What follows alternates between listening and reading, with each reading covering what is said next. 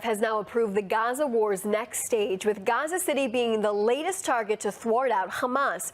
IDF Chief of Staff Eyal Zamir says that a force of at least 80,000 IDF troops and reservists will take part in the maneuver that's now starting to get underway. Here's more with ILTV's Steve Leibowitz. During a visit to IDF's Southern Command, IDF Chief Eyal Zamir said the Army has begun to move to the next stage of Operation Gideon's Chariots and will continue to deepen the damage on Hamas in Gaza City until its defeat. Military sources said the IDF will not wait weeks, and in the coming days, ground forces accompanied by the Air Force will begin moving toward new areas to increase pressure on Hamas. Zamir has reportedly determined the scale of the ground forces in the new operation. The operation will reportedly include 4 divisions and additional reserve brigades involving tens of thousands of troops. Combat teams comprising at least 80,000 soldiers would encircle and conquer Gaza City. The mission to destroy Hamas's core terror infrastructure and the primary government symbols still under its control. The campaign's aim is reportedly to besiege Gaza City and gain full control of it by October 7th, 2 years after the Hamas attack that sparked the war. As part of the plan for the Gaza City operation, the IDF is reportedly now planning to establish medical field hospitals. The IDF hospitals would be created in planned humanitarian safe zones for up to 1 million Gazan civilians that will be moved out of the city before IDF maneuvers.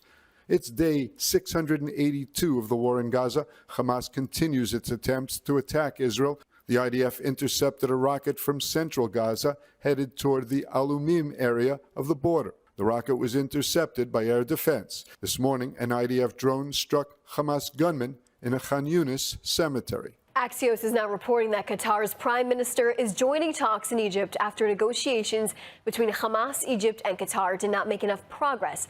Of course, we're now hearing from a new tweet from President Donald Trump on Truth Social that reads, quote, "We will only see the return of the remaining hostages when Hamas is confronted and destroyed. The sooner this takes place, the better the chances of success will be. Play to win or don't play at all. Thank you for your attention to this matter." That's what he said. All of this as hundreds of thousands of people in Tel Aviv join the end of the nationwide strike for the hostages in captivity on Sunday night. Here's what else you need to know. New reporting from Axios says that on Sunday, Egyptian and Qatari mediators met in Cairo, Egypt, with Hamas presenting them with new ideas for a Gaza hostage and ceasefire deal.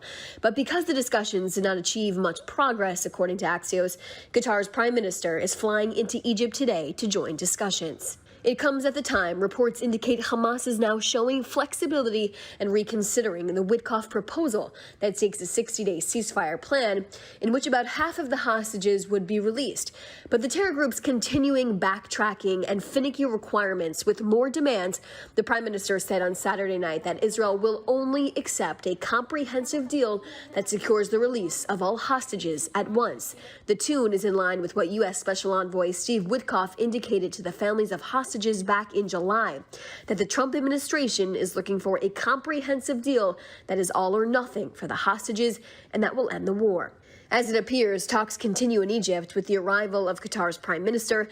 Hundreds of thousands of people gathered in Hostages Square in Tel Aviv on Sunday night at the end of the day for the nationwide strike, calling on the government to end the war in Gaza and to release all the hostages. Israeli celebrities like actress Gal Gadot joined protests and showed support for the families of hostages in Tel Aviv, embracing and meeting with them. The family of hostage Matan Zain-Kauker decided to release a video of their son in Hamas captivity that was filmed months ago and was obtained by the IDF during operations in Gaza. It's unclear how long Zain-Kauker's family has been in possession of the video, which was never released by Hamas, but reports suggest the video could have been taped even at the beginning of the war. The Hostages and Missing Families Forum said it was one of the largest protests in the past 2 years, with nearly 1 million people that participated in total across the country during the nationwide strike. It comes less than 2 weeks after the Security Cabinet voted to expand the war into Gaza City, a Hamas stronghold. Reports indicate a new plan to end the war in Gaza and release the hostages has been given to Hamas, with the ceasefire agreement lasting 60 days in that proposal and the release of 10 hostages. And Prime Minister Netanyahu rejected protesters' calls for an immediate end to the war in Gaza. The Prime Minister also marked the 50th anniversary of the Jewish community of Ofra in Samaria and declared that he stands firmly against a Palestinian state. Here's more with ILTV's Devo Klein. The Prime Minister said that the day of protests and rallies only makes Hamas harden its positions and makes the return of the hostages that much more difficult. אלה שקוראים היום לסיום המלחמה ללא הכרעת החמאס, לא רק שמקשיחים את עמדת החמאס ומרחיקים את שחרור חטופינו, הם גם מבטיחים שזוועות ה-7 באוקטובר יחזרו על עצמם שוב ושוב, ושבנינו ובנותינו יצטרכו להילחם שוב ושוב במלחמת אין קץ. The Prime Minister insisted that if Israel ends the war now, it will ensure a repeat of the October 7th massacre.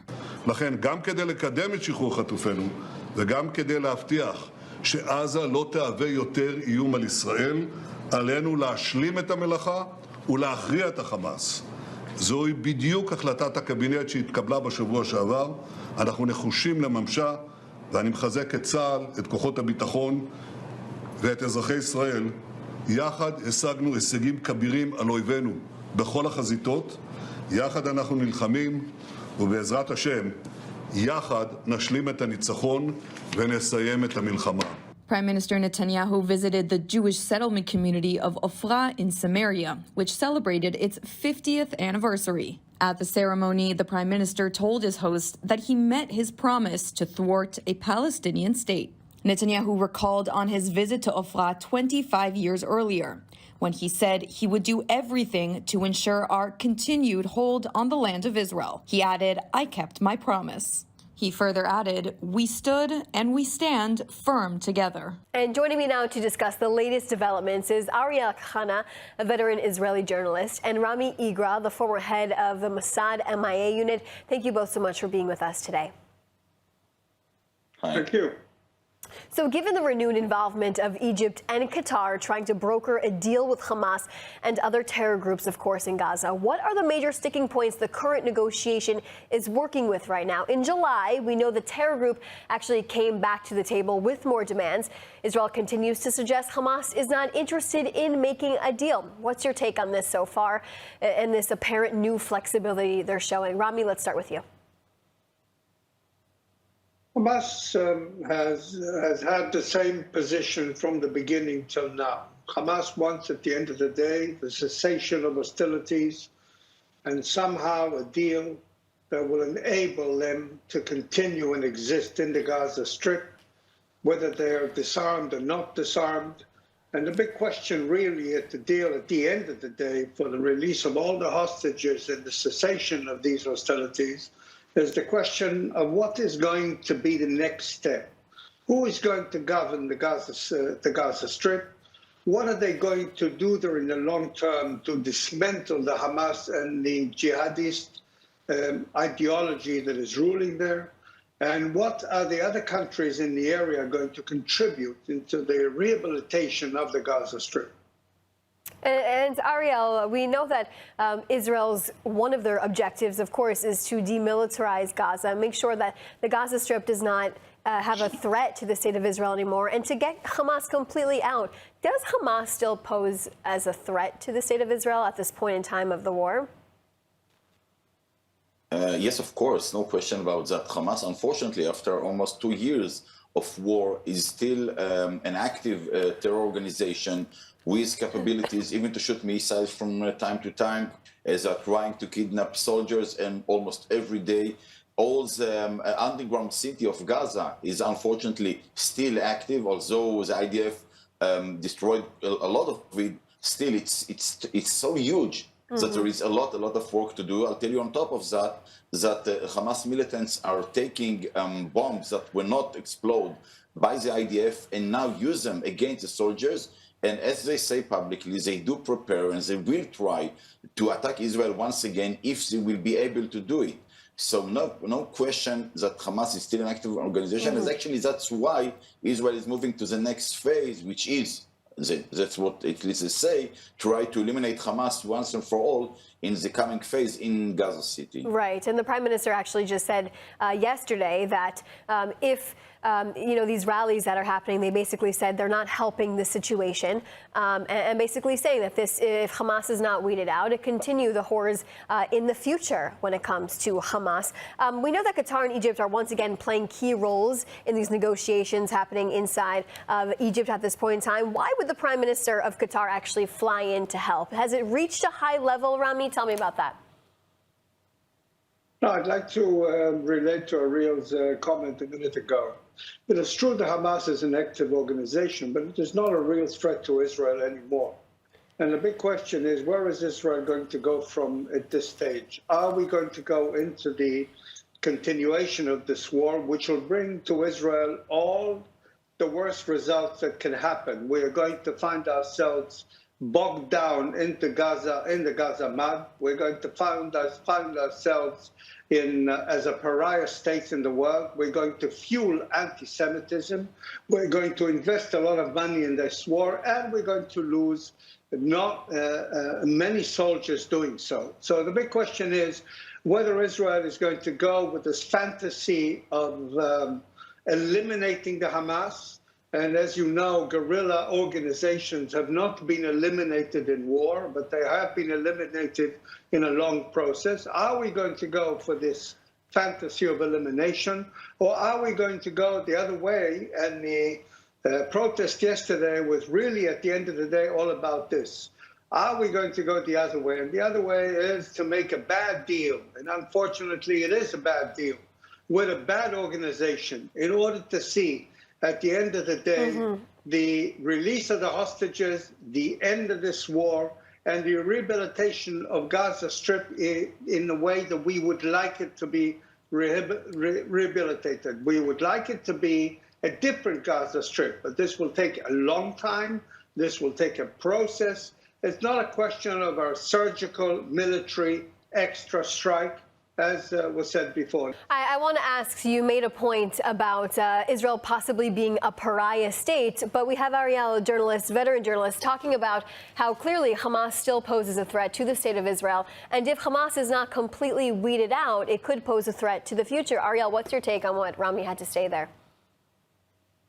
Yes, thank you. So first of all, I totally agree with Rami regarding Qatar and actually Egypt as well.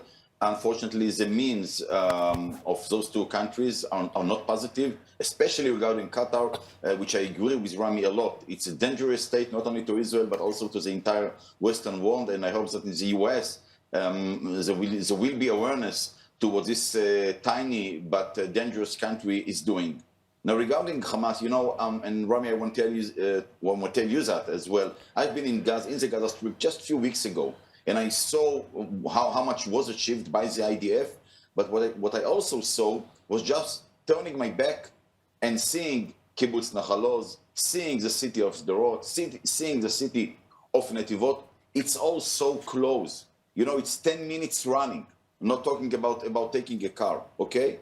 We cannot leave that organization over there the way it is now. And I agree with you. You will never reach zero terror from Gaza. You are right. But the way they are now, you can't leave it this way. You have to hit them and hit them very, very strong, hopefully to bring the hostages as well, and then begin a new phase. But to leave it the way it now, too dangerous for the state of Israel. Rami, before I beg to differ, as you understand. Go ahead. I beg to differ, and I want to say that the biggest achievement of Hamas, and Ariel there is missing the point, the biggest achievement is making Israel a pariah state in the world, fueling anti-Semitism, fueling anti-Israelism around the world, and creating a situation with this tiny, nothing organization that has only guerrilla capability, are putting us at the end of the line in the world. We are suffering, or we will suffer, on the political side, on the economic side, on the scientific side, and not to say anything about anti-Semitism and what you, Jews in the United States, are going to suffer from. And I've just come back from the United States, and I can tell you it is evident. It is evident around the world. And we should look not at the dangers, but at the worst case, or the least, as I said to you yesterday. We are looking not at the best solution. We are looking at the least evil.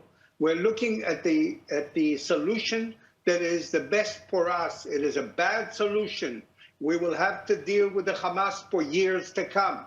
But that's the only solution that is left to us. If we go, like the Prime Minister wants, into the Gaza Strip, we're going to commit hundreds of thousands of soldiers, hundreds of thousands of families, the Israeli economy, and the Jewish situation in the world. And I beg and pray for this not to happen. I very appreciate you, Rami, and we had a lot of points during the war that we agree one with each other. Regarding this coming phase, I disagree. I think we still have to have this another move against Hamas. It is futile. It won't bring anything about. But I agree with the dilemma. It's complicated. There are many considerations, including what's going on around the world, including anti-Semitism. All of that, I very agree. But still, you can't leave them the way they are now in Gaza. That's my sense. Both of you They're are going to be a pariah state. You won't be able to go abroad. No. Your prediction is no. You're wrong. You're going to pay with taxes. You're going to pay your taxes. Hundreds of thousands of families of Israeli reserve soldiers are going to be broken as they are today. And we will see how many soldiers are coming to this next Messianic war. This war No, Messianic. It's Messianic. Look at what happened yesterday. I'm sorry, but you are going way too far. 500,000 Israelis let me say one, please. went to the streets in order to tell you that what you are doing is against their will and it is against the interest of Israel, and it's for a reason which is connected to a political ideology which is completely Messianic. Agree to it or not, this is what it is. We disagree about that. There will be a lot of stations to stop before we reach all those tough predictions you give. But again, you can't leave them the way they are now, and no one talking about both of you. I'm so sorry. We are out of time. It's your fears. But it's not reality. We appreciate both of your perspectives because you know what? It showcases that Israel has so many different experiences, perspectives on all of this, and that's exactly what we want to bring to our viewers. So Ariel, Rami, thank you so much for your time. We always appreciate having you on. Thank you very much. Thank you. Now, we are excited to launch a special series in partnership with Israel Bonds, One-on-One with Lidar Gavelazi. Register now to access our premiere episode featuring guest Rawan Osman, a Lebanese Syrian-German activist who transformed her past shaped by extremism into a future of bold empowerment. Join us Wednesday, August 20th at 1 p.m. Eastern Time. Scan the QR code on your screen to RSVP. And U.S. Ambassador to Israel Mike Huckabee marked his first 100 days in office this week with a special message highlighting major accomplishments under President Donald Trump's administration. Here's more with ILTV's Mayana Hoffman. In a video released Sunday, U.S. Ambassador to Israel Mike Huckabee reflected on his first 100 days in the role. Days that he says have been filled with milestones in diplomacy, security, and faith. Huckabee, the first evangelical Christian to serve as U.S. ambassador to Israel, said President Trump personally called him after the election with a clear directive to enact the White House's policies on the ground in Jerusalem. Shortly after his election, President Trump called me with a clear directive to enact his policies as the next U.S. ambassador to Israel. As I reflect on my first 100 days as ambassador, I'm proud of all that we here at the embassy and this administration have accomplished. He pointed to Operation Midnight Hammer as a prime example of American military might, saying the U.S. obliterated Iran's nuclear program. Huckabee also praised efforts that secured the release of American citizen Idan Alexander, reunited with his family after being held captive. And we continue to advocate for the freedom of every last hostage held in Gaza. And thanks to our advocacy, hand in hand with the Israeli government, we helped remove burdensome bureaucratic hurdles to enable Christian pilgrims to once again visit the Holy Land without impediment. Huckabee said the U.S. and Israel share values that advance President Trump's vision of regional security and prosperity. He called serving as ambassador the greatest privilege of his life and vowed the best is yet to come. We're just getting started. Watch what happens. Thanks, Mayan, for that report. And the IDF strikes on the Houthis in Yemen will now be expanded to include an aerial and naval blockade. After Sunday's Houthi missile attack and several hours after the IDF naval attack in Sana'a, Defense Minister Katz announced that Israel would impose an aerial and naval blockade on the Houthis. Katz said that the Houthis will pay for their continuous, if now limited and sporadic missile attacks.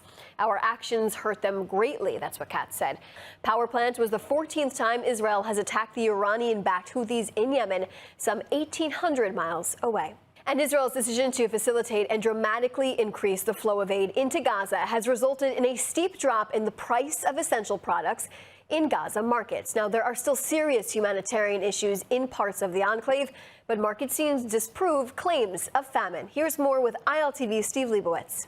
According to new data gathered by the Israeli security establishment, the sharp decline in Gaza food prices is a direct result of the massive influx of humanitarian aid arriving from Israel, Egypt, and airdrops by a growing number of countries.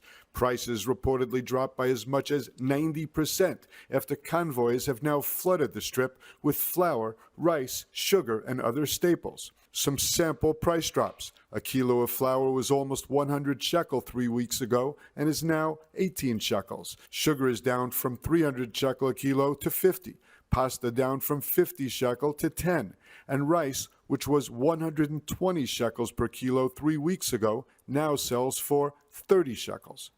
The data gathered by the Israeli security establishment has been confirmed by international organizations and aid groups operating in the area. Israel says the influx of aid will continue to grow, bringing expected further price drops. Officials say that despite the improvement, Gaza's overall humanitarian crisis remains severe. Food is more available in markets, but not all residents can reach the markets or afford even the lower prices. There is also a severe shortage of medical supplies, clean water, fuel, and shelter. Kogat, the Israeli Defense Ministry unit that handles civilian affairs in Gaza, has announced tentative plans to supply tents for Gazans lacking adequate shelter. Thank you, Steve, for that report. And now ILTV is proud to partner with Blessed by Israel, a company that brings you extraordinary products handcrafted from the pioneers of Judea and Samaria. Every purchase supports their mission and strengthens Israel's heartland. Let's take a closer look at Blessed by Israel and how you can make a difference today.